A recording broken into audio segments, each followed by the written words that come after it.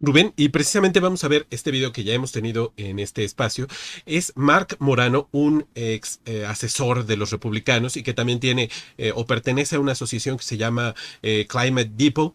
Es una página, climatedepot.com, y precisamente cuestiona todo este asunto de la, digamos, demolición programada de la alimentación, el clima, etcétera, la energía. Vamos a verlo. United States Senate Environment and Public Works Committee back in, it was 2007, the UN came out with their big agricultural report where they said that cow emissions were more harmful to the planet than all the trains, planes, and automobiles combined. And this was the beginning or the acceleration of going after the global food supply.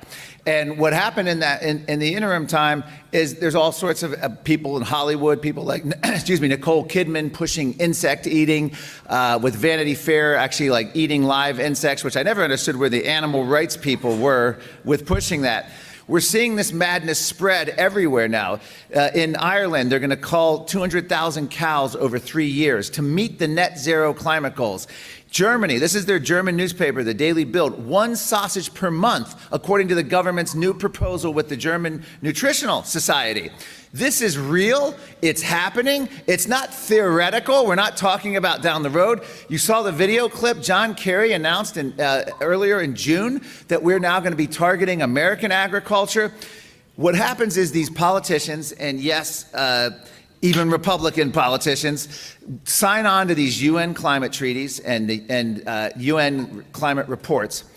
Not so much George W. Bush, not Donald Trump, but certainly George H.W. Bush. But at these summits, and of course with Obama and Biden, they sign on to, I will limit, along with these other politicians, I'll limit the Earth's temperature to 2 degrees. And I'll limit up to 1.5 degrees, and we'll double down on net zero.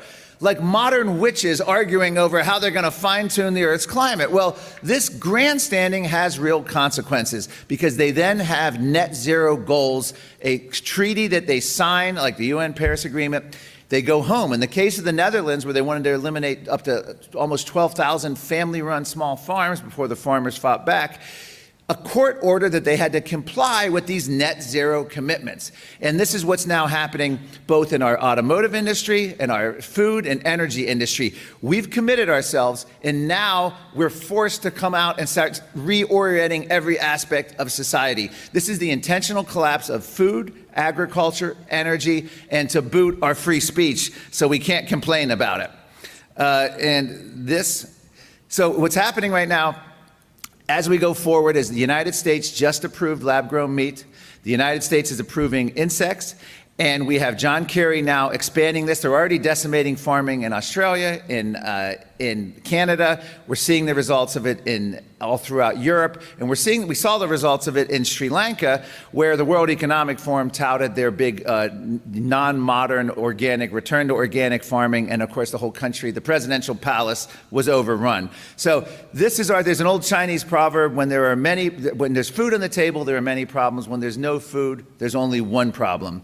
And right now, we are facing a situation where they're creating intentional chaos and scarcity to force us to look, as they're saying, to buy insects, to buy this lab-grown meat. And we even have elementary school kids in Europe, United States, Australia. They're giving kids these cricket-based snacks that look like potato chips, oil, seasoning, and they're told, and this is the exact quote, to go home and pester their parents that insects are good to eat. This is how they're doing a psyop, both globally, and they're aiming at the kids. They're giving kids are more likely to eat a bug today than any adult. They're pushing this throughout public schools.